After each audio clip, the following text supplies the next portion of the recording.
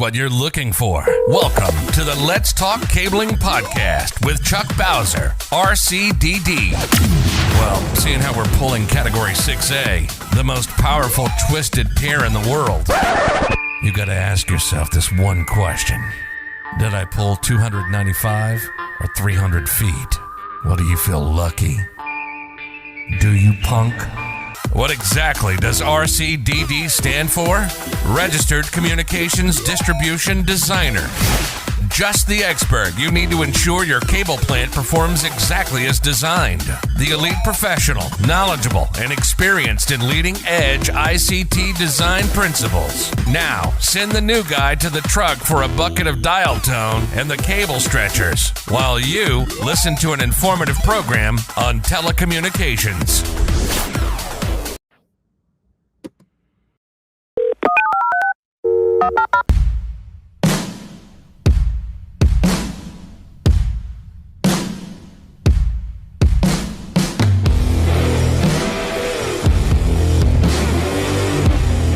So welcome to the show, Ben Horledge. We're talking about fiber optic media converters. How are you doing today, my friend? I'm doing excellent. Thank you. Thanks for having me on. Glad to have you on. Repeat interviewee. You are now in the exclusive club of people who've been on the show more than once. Oh man, I feel privileged. As well, you should. No, I'm just teasing. just teasing. So I want to cover today fiber optic media converters. One of the biggest things that I see on social media, there's people out there that say, "Oh, forget about copper, fiber. Everything should be fiber." You know, people don't realize that you got to change that electron to a photon and then back again. So while fiber does offer more bandwidth, while fiber can go further distances, fiber can be cheaper in some scenarios. It's not always the answer. And sometimes one of the biggest limiting things in that decision-making process is the fiber optic media converter. So since you guys are pretty good at this, I want to know, can you just give us an overview? What is a fiber optic media converter? What does it do? Yeah, so that's a great question. So basically what you mentioned, it's taking a photon or taking a light signal and converting it back to a copper or electrons signal. So a lot of times what the need is a really long distance. So an application that's kind of common and maybe people can relate to is you have a main house with a video server and you have a gate, maybe let's say 1,000 feet away, that you want to put a camera on.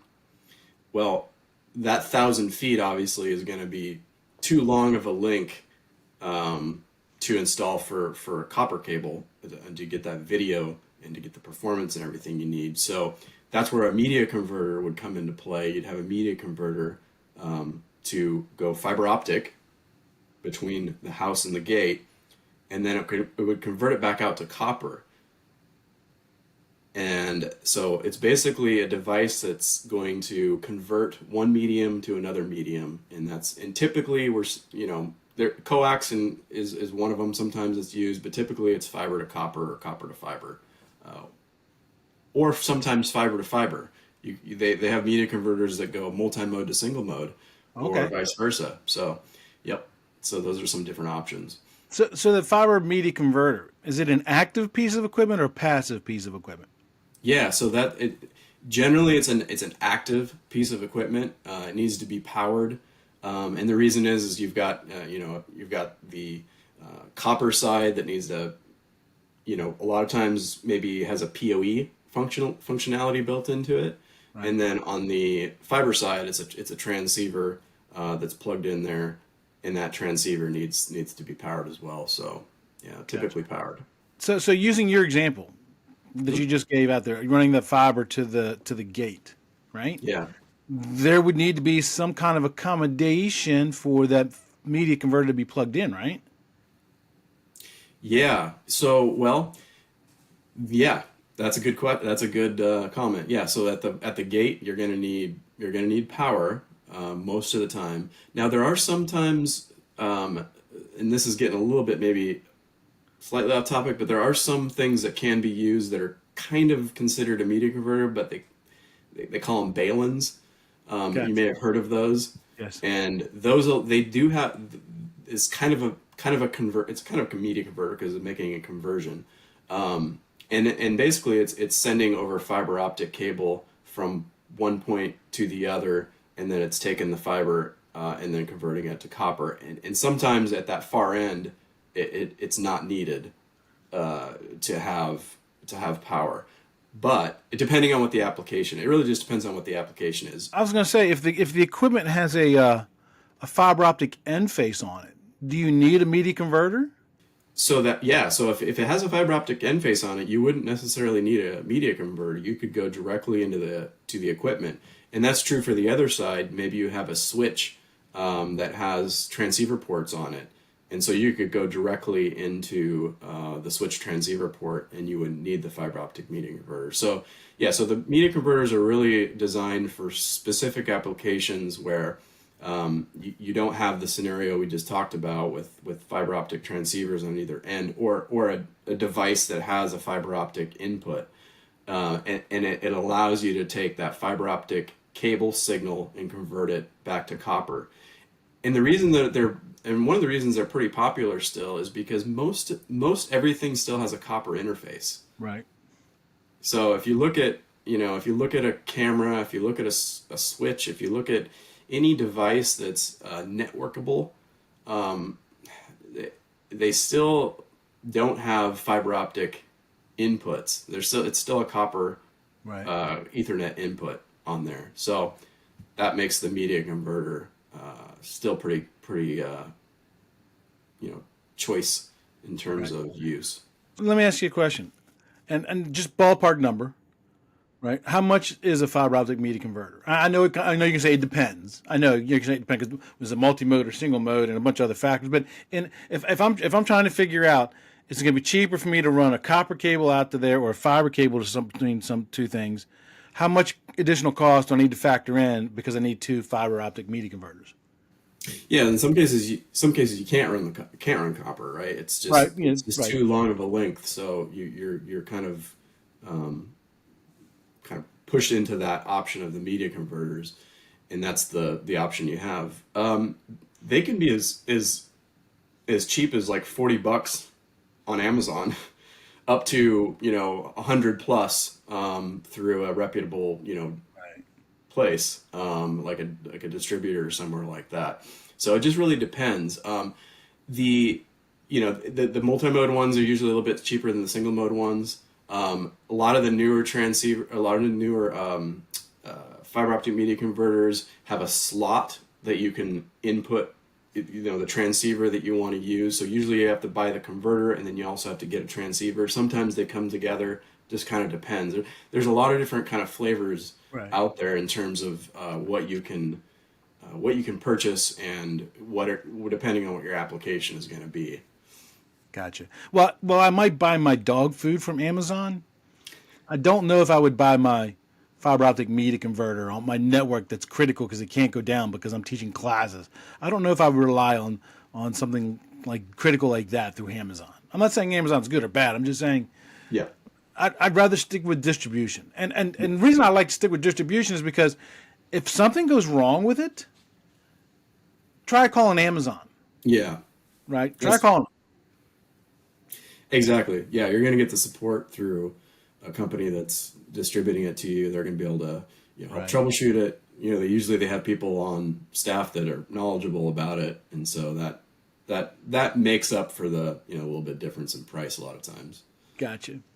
Well, if you know me, I'm the acronym king. I do the acronym challenge on LinkedIn Yeah. every day, and then I do the answers out on Saturday.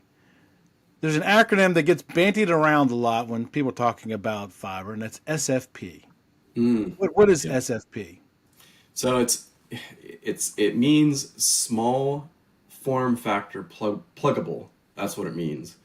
And basically it's this little device right here. And it's basically a little device that slides in. It's probably better known or easier to understand, maybe, by calling it a transceiver, right? Because it's transmitting and it's receiving a signal. but small form factor pluggable is what that stands for, and that was really something that they kind of introduced early on. You had the gigabit SFPs, and then it went to the SFP plus, which was the 10 gig SFPs, and then now they have the QSFPs, which is 25 and 40 gig applications, and then it goes into the 100 gig. So there's all kinds of different versions of the SFP, but simply it just means small form factor pluggable, and it's because it's just a really small form factor little device. Good. So what's the difference between that and a fiber media converter? Yeah, so that's a really good question. So a lot of times, the fiber media converter and the small form factor pluggable, the transceivers, are all one unit. So it's integrated into the one unit, and that would be considered a fiber media converter, and it has a device. But a lot of times now you purchase the small form factor pluggable, the SFP, separately from the fiber media converter, and that's because different applications, different types of use cases and stuff, it makes the fiber media converter a little more versatile. So you can change out the SFP if you need to. You can upgrade it. You can do different things, and you in the body of the media converter doesn't need to be changed. So you can just change this device. So they're two separate things, SFP, which is this little device here, and then, which I don't have, but the media converter box itself, and that's what gets powered, and that also is what has the Ethernet jack output to go into your equipment. Like I mentioned earlier, a lot of times it could be PoE also. So if you're running fiber from point A to point B, and you have power at the far location, you can PoE into your device to make it active, like a camera, for instance, like that, something like that. Gotcha. So that's really the difference between those two. So what are the use cases for using a fiber optic media converter? Yeah, so kind of touched on those a little bit right now or already, but really any situation where you need to go from fiber to copper, and the use case is where the length, and this is the majority of the time, where the length is far going to exceed the limits of what copper cable is capable of. So in an application that we just talked about, it could be a camera application where there's a long distance, two different buildings. So building A, building B, they might be 1,000, 2,000, maybe a kilometer apart, depending on the distance. Other applications can also be for utility type situations where, again, the interface to the product is copper, but they need a long distance run, and fiber can facilitate that. So that's typically what they're used for. So I'm building a new podcast studio up on the hill. I have a 3-acre farm here in Central Florida, and it's in the process of being built. I had electricians run the power last week, and this week I'm putting in new stub ups and stub outs for the low voltage stuff. And I'm going to be putting up 3/4-inch plywood everywhere and stuff. Well, I'm running a fiber cable between the two buildings, right? Mm-hmm. What do I need to know to make sure that I choose the right media converter? So that's good. That's a good question. So there's a few different things to look at. Basically, first off, you want to figure out what it is that you're needing to convert. So if it's just a camera, you don't necessarily need high speed. You might need, gigabit. You need to be able to transmit maybe 1080p video over that, and or 720 depending on the camera. That's going to be no problem with a gigabit SFP. So you could go with a gigabit SFP. Now you might need to transmit high output data, so like a 10 gig or 40 gig or something signal, maybe a backbone, right, from one building to another, and for some reason they're not using fiber interfaces, so you got to use media converters. So that would require specific SFPs that can transmit that kind of a backhaul for that. There's various different ways to kind of look at it, but and then the other thing sometimes that someone might have too is they might have a multi-mode fiber optic cabling system, and they need to convert some aspect of it to single mode, and they make fiber media converters that convert multi-mode to single mode or single mode to multi-mode, goes both directions, and that's something that could be a particular application use case as well. So determining really what exactly first it is that you want to do, and then once you know what that is, then kind of catering the media converter / SFP transceiver accordingly to that application. And again, a lot of it's going to depend on what kind of bandwidth, what kind of speeds you need in order to make that choice.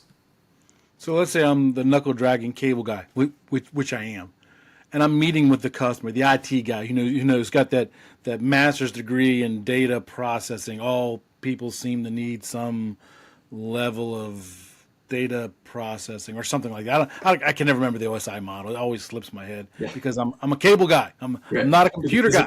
Physical layer. I'm layer one. Exactly right. So what are some good questions that I could ask the IT person when I'm trying to? Because I know you're going to ask me these questions when I call you up to order one, right? Yeah. So what questions should I ask the customer so that way when you and I talk, that conversation is going to go a lot smoother?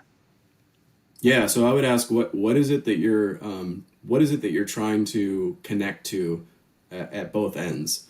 So if we just talk about maybe a camera, so we've been kind of talking about that as a scenario. The customer might say, well, I'm trying to connect to a camera at my far end. Okay, so what's the length that this is needing to be pulled? Right. How far of a cable run is this? So maybe they come back, it's 2,000 feet. Okay, so fiber optics would be the better way to go here. Now, in 2,000 feet, really they could go either direction. They could, in terms of what they use, they could go multi-mode or they could go single mode. Really, either one would work. I mean, we know multi-mode, that's not a problem. Single mode, definitely not a problem to go those types of lengths. So it's really that could be a little bit of a preference thing.